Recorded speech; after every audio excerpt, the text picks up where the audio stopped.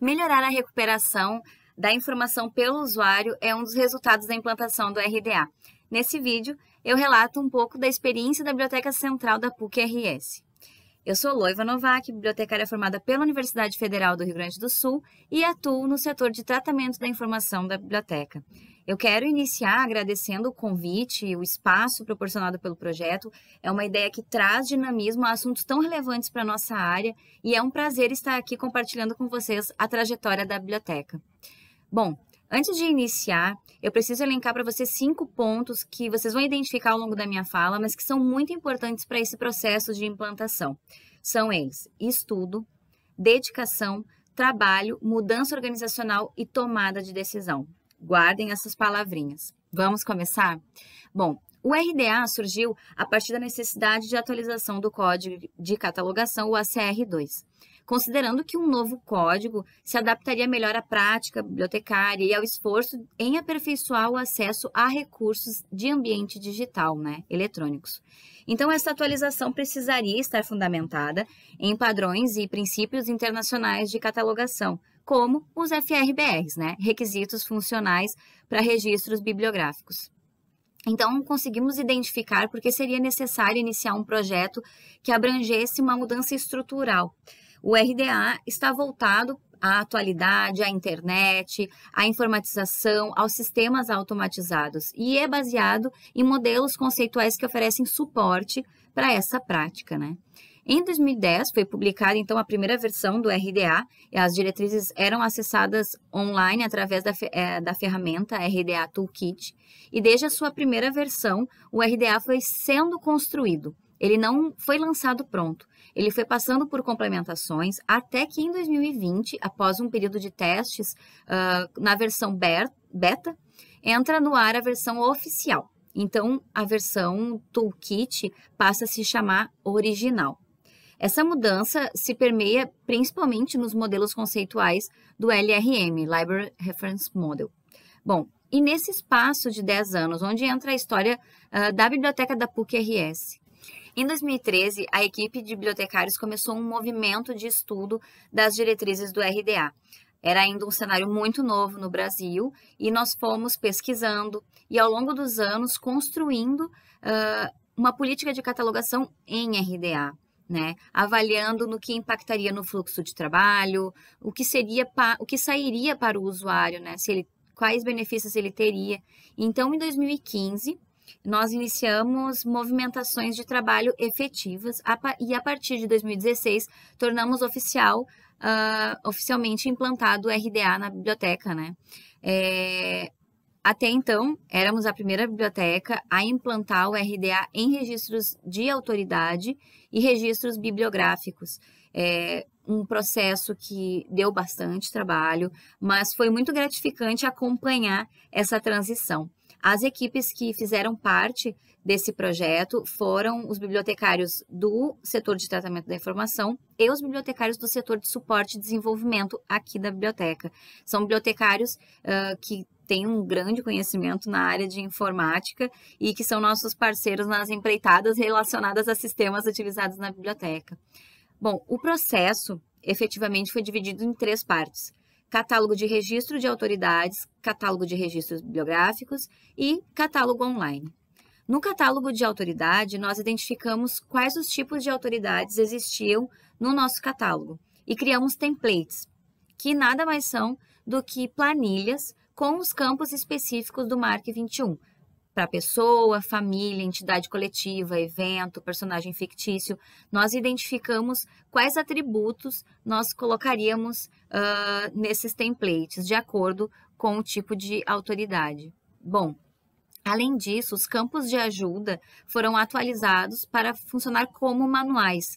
Então, cada campo tem um manual específico que serve de apoio para o bibliotecário, na prática diária de catalogação e principalmente para a gente manter uma padronização nos dados descritos por toda a equipe, Na criação de autoridades, desde o início, nós utilizamos como fonte principal de consulta os bancos de dados já consolidados, identificadores internacionais para preenchimento dos campos MARC 21, como o VIAF, ISNI, a Library of Congress, Biblioteca Nacional e o currículo Lattes, né? Nós pegamos informações nessas bases para fazer o preenchimento da autoridade.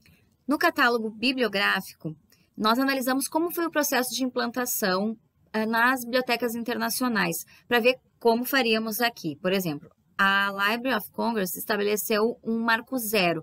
Então, o dia em que, a partir daquela data, todos os seus registros seriam criados em RDA e os antigos permaneceriam em ACR2, até que fossem revisados. Assim, o catálogo da LC é um catálogo híbrido, com registros em ACR e em RDA. Na biblioteca da PUC, adotamos o RDA por elementos da edição consolidada do ISBD. Mas o que seria isso, né? Nós determinamos um elemento do ISBD, avaliamos a sua descrição em ACR e em RDA, fizemos essa comparação, e então geramos catálogos decisórios para a descrição dos elementos de acordo com o RDA. Então, o setor de suporte e desenvolvimento alterou em lote os primeiros elementos descritos em ACR2 que poderiam ser ajustados conforme o RDA. Por exemplo, no elemento extensão, o ACR2 indica a descrição utilizando a abreviatura P. para o número de páginas da obra. Já a descrição em RDA orienta utilizar páginas, a palavra páginas por extenso, porque ele não indica mais o uso de abreviações. E deve ser sempre no idioma da agência catalogadora. Outro exemplo foi a utilização de expressões latinas, que então caem em desuso, dando espaço para a forma em extenso. Então, no lugar do et al., a gente vai usar, por exemplo, e outros. Essa mudança de um elemento específico permitiu a alteração em lote de todos os registros bibliográficos do nosso catálogo. Então, assim, tornamos todos os registros híbridos. Quando vocês tiverem interesse de consultar algum registro desses no Omnis, que é a nossa ferramenta de descoberta, vocês vão encontrar registros híbridos e registros totalmente em RDA. Se tiverem interesse de visualizar registros em RDA, procurem materiais com data de publicação a partir de 2016, que com certeza eles já estão totalmente em RDA. Até então, vocês vão encontrar registros híbridos, né? Os materiais mais antigos, eles vão se atualizando conforme eles passam pelo setor. Por exemplo, precisa trocar uma etiqueta, identificou algum ponto que a gente precisa alterar. Então, eles voltam para o setor, nós refazemos, corrigimos a catalogação conforme o RDA e então ele volta para o acervo, porque seria impossível a gente retomar a catalogação de mais de 1 milhão de itens, que é o que tem no acervo. Então, isso também é um ponto muito importante que a gente destaca que as bibliotecas devem pensar, né, quando fizerem essa conversão. A próxima etapa foi mapear todos os tipos de materiais bibliográficos existentes no acervo físico e eletrônico da biblioteca, com o objetivo de criar os templates, os mesmos templates que fizemos para as autoridades, fizemos também para cada tipo de material.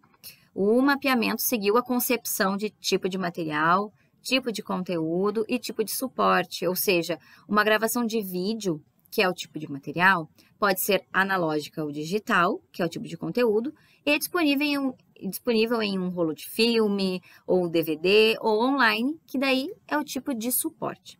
Todos os tipos de materiais foram listados em um manual específico e hoje contamos com 55 tipos de materiais diferentes na biblioteca. Mas toda essa mudança, ela impacta não só o trabalho do bibliotecário, são mudanças que ocorrem de forma direta na saída dos dados. Então, a gente vai para a terceira parte, que é em relação ao catálogo online. Quando a gente iniciou também a conversão, nós fazíamos alguns registros de exemplo e íamos vendo como ficava a saída dos dados para o usuário. Nós avaliamos a saída dos dados na ferramenta de busca da biblioteca e verificamos quais os ajustes seriam necessários, pensando justamente na experiência do usuário.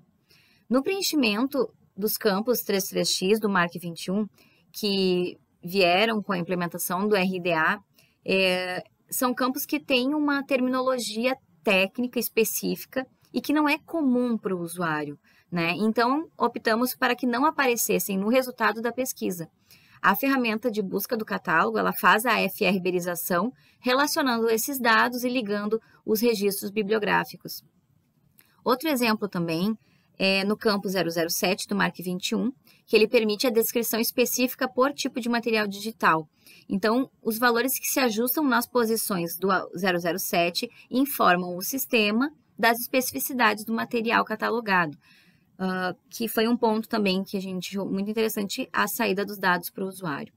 Outro exemplo também são nos campos de descrição física, 344 e 347. Por exemplo, é possível oferecer informações interessantes para o usuário, como o tamanho de arquivo, o tipo, o formato de arquivo. Então, são campos que tiveram a saída explorada no resultado da pesquisa.